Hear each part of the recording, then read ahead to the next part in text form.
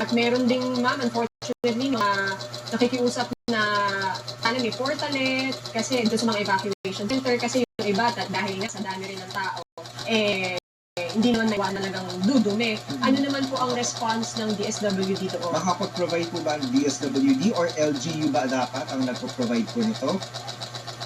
Well, of course, ang DSWD kasi, we are deep in camp coordination and camp management.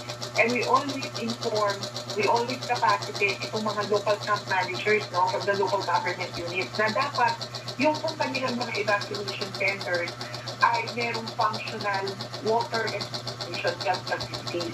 Dapat talaga tiyakin nila na merong kung mga may sapat na tubig, para sa pagligatan, meron din kung mga restroom para again to provide comfort doon sa mga internally displaced persons.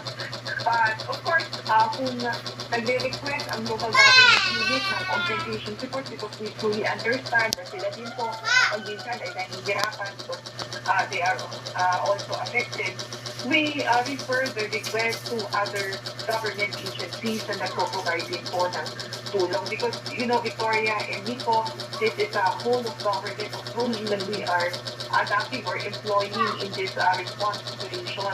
Tulong-tulong po kami sa lahat ng ahensya ng pamahalaan, pati na po mga private organizations at sila nga po yung nagpo-provide ng mga portals. Yes, we've received some